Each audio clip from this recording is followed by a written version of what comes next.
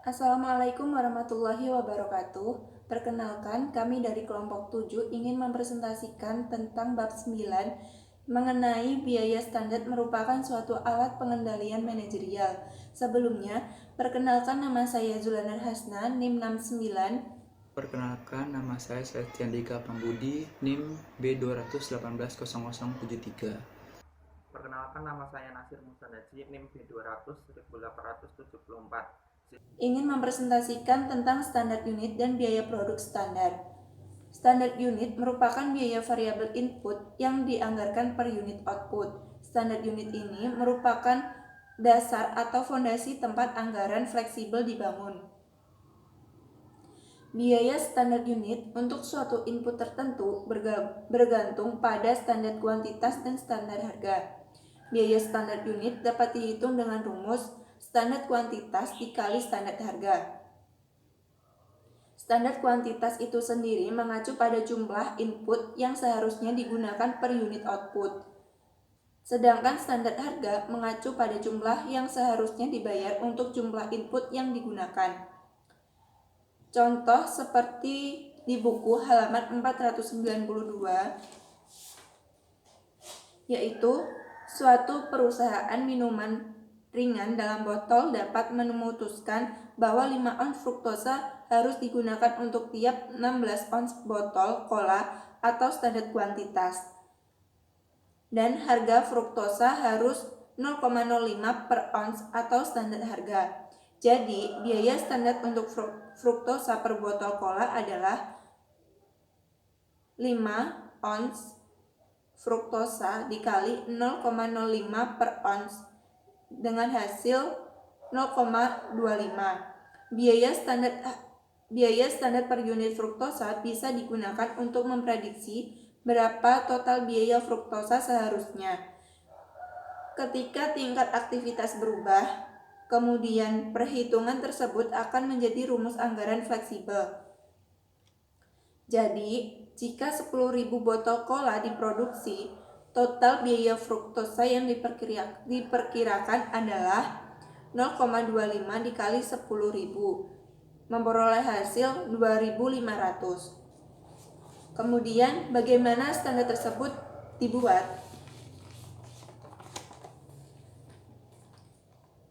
Standar kuantitas terdapat 3 sumber potensial, yaitu pengalaman historis, studi teknis, dan input dari personel operasional. Pengalaman historis memberikan penunjuk awal dalam menyiapkan standar. Studi teknis menentukan cara paling efisien untuk beroperasi. Tenaga operasional bertanggung jawab memenuhi standar yang seharusnya memiliki input yang signifikan dalam penerapan standar. Sedangkan standar harga terdapat tanggung jawab gabungan dari operasional, pembelian, personalia, dan akuntansi. Operasional menentukan kualitas input yang dibutuhkan. Personalia dan pembelian bertanggung jawab memperoleh kualitas input sebagaimana diminta dengan harga terendah. Pembelian harus mempertimbangkan diskon, biaya pengiriman, dan kualitas. Personalia harus mempertimbangkan pembayaran pajak penghasilan, fasilitas tambahan, dan kualifikasi. Sedangkan akuntansi bertanggung jawab atas pencatatan standar harga dan menyiapkan laporan yang membandingkan kinerja aktual terhadap standar. Kemudian, jenis-jenis standar. Jenis-jenis standar terbagi menjadi 2, yaitu standar ideal dan standar yang saat ini dapat tercapai. Standar ideal membutuhkan efisiensi maksimum dan hanya dapat dicapai jika segala sesuatu beroperasi secara sempurna. Standar yang saat ini dapat tercapai bisa dicapai dengan beroperasi secara efisien. Dari kedua jenis standar, standar yang saat ini tercapai menawarkan keunggulan dalam hal perilaku pekerja. Jika standar terlalu ketat dan tidak pernah dapat tercapai, para pekerja menjadi frustasi dan tingkat kinerja menurun. Tetapi standar yang menantang dan dapat dicapai cenderung menghasilkan tingkat kinerja yang lebih tinggi. Khususnya ketika para pekerja atau para individu bertanggung jawab mencapai standar telah berpartisipasi dalam penetapan standar tersebut. Kemudian, mengapa sistem biaya standar diterapkan? Untuk memperbaiki perencanaan dan pengendalian, dan untuk memfasilitasi perhitungan harga pokok produk. Perencanaan dan pengendalian. Sistem pengendalian anggaran membandingkan biaya aktual dengan biaya yang dianggarkan dengan menghitung variansi, yaitu perbedaan antara biaya aktual dan biaya yang direncanakan untuk tingkat aktivitas aktual. Tetapi, keuntungan pengendalian operasional bisa tidak dapat diterapkan pada lingkungan kegiatan produksi canggih. Penggunaan sistem biaya standar untuk pengendalian operasional dalam suatu lingkungan kegiatan produksi canggih dapat menghasilkan perilaku disfungsional. Yang kedua yaitu perhitungan harga pokok produk. Dalam sistem perhitungan biaya standar, biaya-biaya yang dibebankan pada produk dapat menggunakan standar kuantitas dengan harga untuk ketiga biaya produksi, bahan baku langsung, tenaga kerja langsung, dan overhead. Sebaliknya, sistem perhitungan biaya normal menentukan biaya overhead terlebih dahulu untuk tujuan perhitungan harga pokok produk, tetapi membebankan bahan baku langsung dan tenaga kerja langsung pada produk yang menggunakan biaya aktual. Kemudian ada biaya produk standar. Biaya standar per unit adalah jumlah biaya standar untuk bahan baku langsung, tenaga kerja langsung, dan overhead.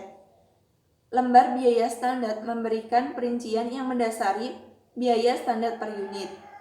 Untuk contoh lembar biaya standar dapat kalian lihat pada buku halaman 498 tampilan 92. Lembar biaya standar yang menunjukkan kuantitas tiap input yang digunakan untuk memproduksi satu unit output. Standar kuantitas ini dapat digunakan untuk menghitung jumlah total input yang dimungkinkan untuk output aktual. Contohnya, pada halaman 498 yaitu anggaplah 100.000 bungkus keripik jagung diproduksi selama minggu awal Maret. Berapa banyak jagung kuning yang seharusnya digunakan untuk output aktual? 100.000 bungkus. Standar kuantitas unit adalah 18 ons jagung kuning tiap bungkus. Untuk 100.000 bungkus, kuantitas jagung kuning yang diizinkan dihitung seperti SK atau kuantitas standar bahan baku yang diizinkan sama dengan standar kuantitas unit dikali output aktual, yaitu 18 dikali 100.000 dengan hasil 1.800.000 ons. Perhitungan jam tenaga kerja langsung standar yang diizinkan dapat diilustrasikan dengan menggunakan operator mesin. Kita melihat bahwa standar kuantitas unit adalah 0,0008 jam per bungkus yang diproduksi. Jadi, jika 100.000 bungkus diproduksi, standar jam yang diizinkan adalah SH atau jam standar yang diizinkan sama dengan standar unit tenaga kerja, yaitu 0,0008 dikali output aktual dengan 100.000 dengan hasil 80 jam tenaga kerja langsung. Analisis variansi, deskripsi umum, variansi harga dan efisiensi. Total variansi anggaran adalah perbedaan antara biaya aktual input dan biaya yang direncanakan. Total variansi memiliki rumus AP dikali AQ dikurang SP dikali SQ.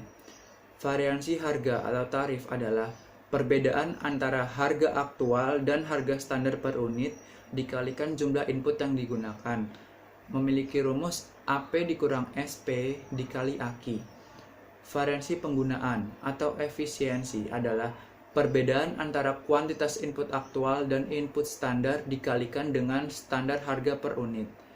Memiliki rumus AQ dikurang SQ dikali SP. Analisis variansi bahan baku dan tenaga kerja. Variansi bahan baku langsung.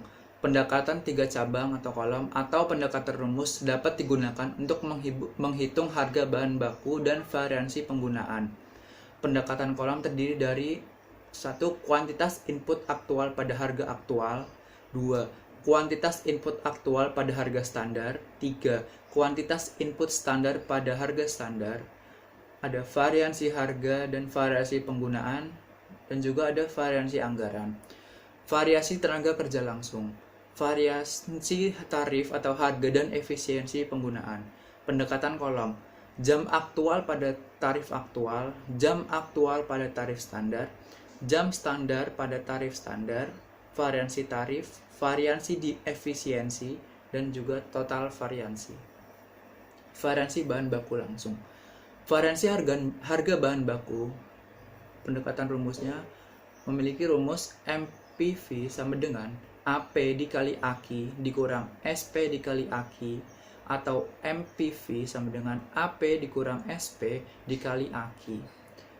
Penghitungan variansi harga bahan baku. Bluesitos membeli dan menggunakan 780.000 ons jagung kuning pada minggu pertama Maret. Harga pembelian 0,0069 US dollar per ons. Jadi AP-nya adalah 0,0069 US dollar, AQ adalah 780.000 ons, dan SP adalah 0,0060 US dollar. Dengan menggunakan informasi ini, variansi harga bahan baku dihitung sebagai berikut.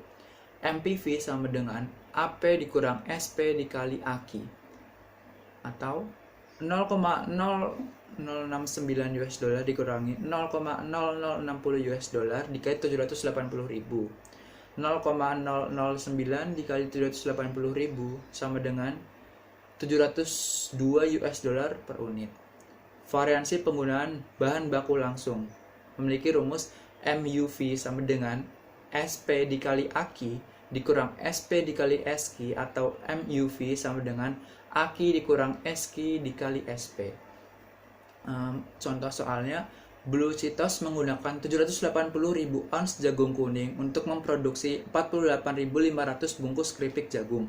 Oleh karena itu, AQ-nya adalah 780.000, SP sebesar 0,006 US dollar per ons jagung kuning. Standar unit adalah 18 ons jagung kuning untuk tiap bungkus keripik jagung. Jadi SQ adalah 18 dikali 48.500 atau 873.000 ons. Untuk itu, variansi penggunaan bahan baku dihitung sebagai berikut. MUV sama dengan AQ dikurang SQ dikali SP, atau 780.000 dikurangi 873.000 dikali 0,006 US dollar sama dengan 558 US dollar. Variansi tarif tenaga kerja memiliki rumus LRV sama dengan AR dikali AH dikurangi SR dikali AH. Penghitungan variansi harga bahan baku. Aktivitas tenaga kerja langsung kepada para pengawas Bluesitos akan digunakan untuk mengilustrasikan perhitungan seluruh tarif tenaga kerja. Kita mengetahui 360 jam digunakan untuk pengawasan selama minggu pertama bulan Maret. Upah aktual per jam yang dibayarkan untuk pengawasan adalah 7,35 US dollar. Tarif upah standar adalah 7 dolar. Jadi, AH adalah 360, AR adalah 7,35 US dollar, dan SR adalah 7 dolar. Variansi tarif tenaga kerja dihitung sebagai berikut. LRV sama dengan AR dikurangi SR dikali AH. 7,35 US dollar dikurangi 7 dolar dikali 360 sama dengan 126 US dollar per unit. Variansi efisiensi tenaga kerja. Pendekatan rumus LFV sama dengan AH dikali SR dikurangi SH dikali SR, atau LFV sama dengan AH dikurangi SH dikali SR. Contohnya itu, Bluesitos menggunakan 360 jam tenaga kerja langsung untuk pengawasan saat memproduksi 48.500 bungkus keripik jagung. Tarif 0,007 jam per bungkus keripik berbiaya 7 dolar per jam. seharusnya telah digunakan. Jam standar yang diperbolehkan untuk pengawasan adalah 39,5 dikali 0,007 dikali 48.500. Jadi, AH adalah 360, SH adalah 339,5, dan SR adalah $7. Variansi efisiensi tenaga kerja dihitung sebagai berikut. LFV sama dengan AH dikurang SH dikali SR.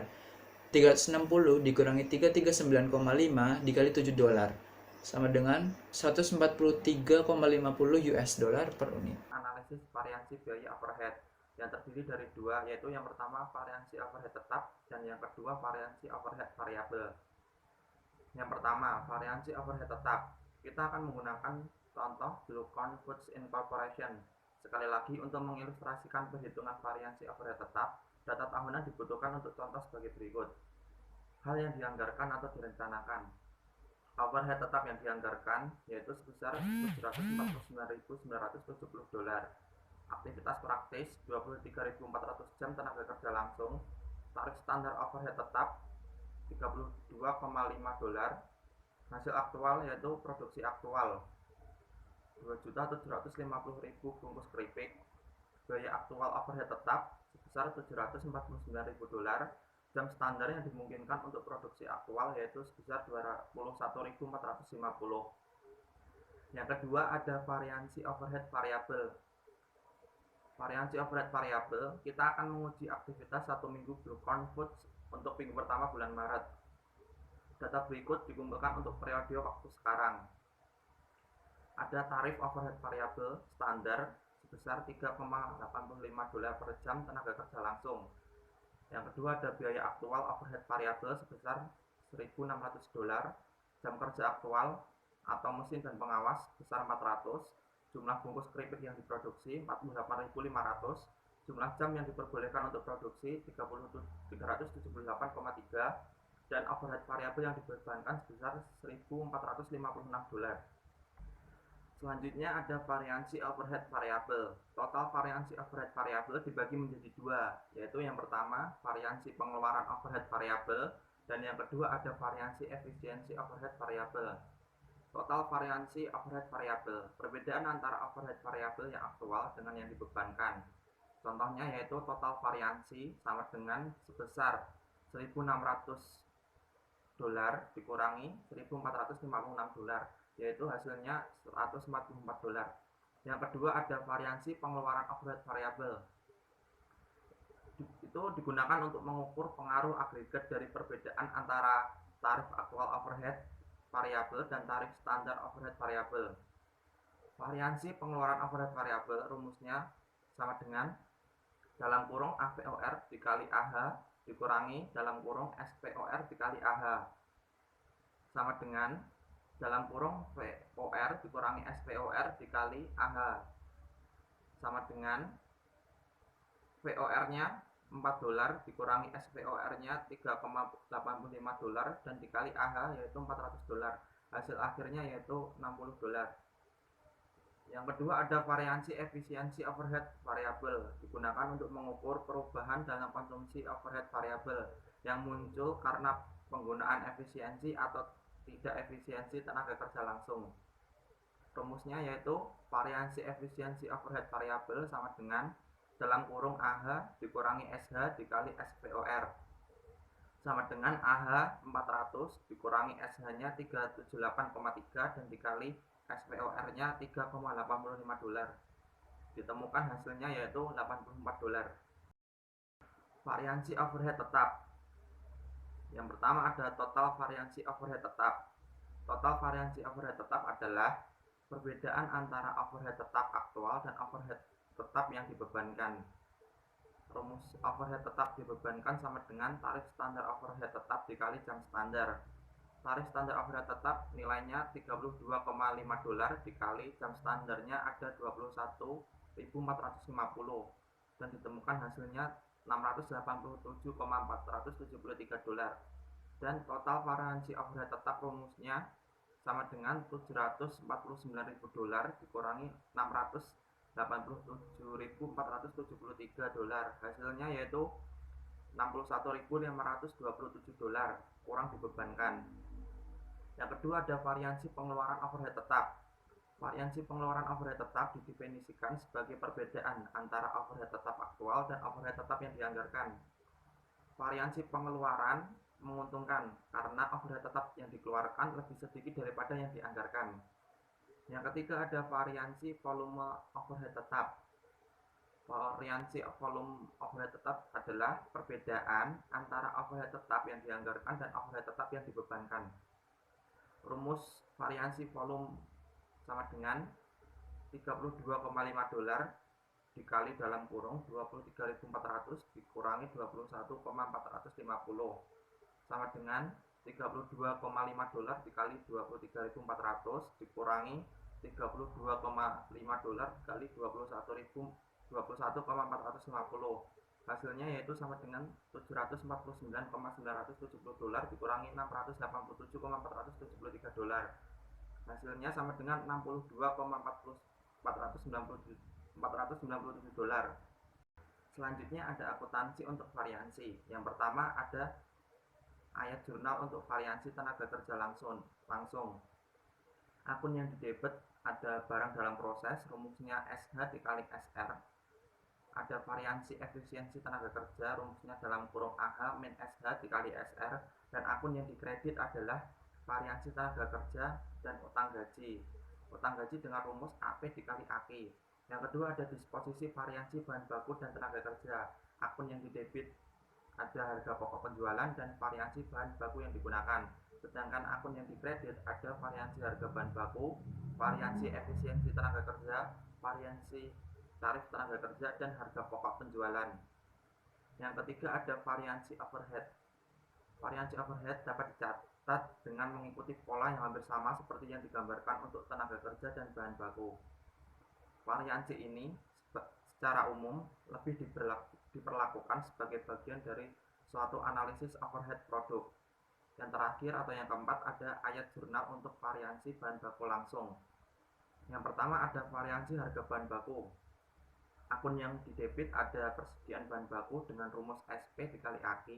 Variansi harga bahan baku rumusnya dalam kurung AP min SP dikali AK. Dan utang dagang untuk akun yang dikredit rumusnya AP dikali AK. Yang kedua ada variansi penggunaan bahan baku.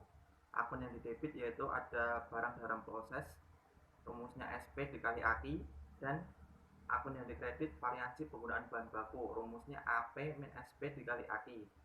Dan akun yang dikredit terakhir ada utang dagang yaitu AP dikali AK.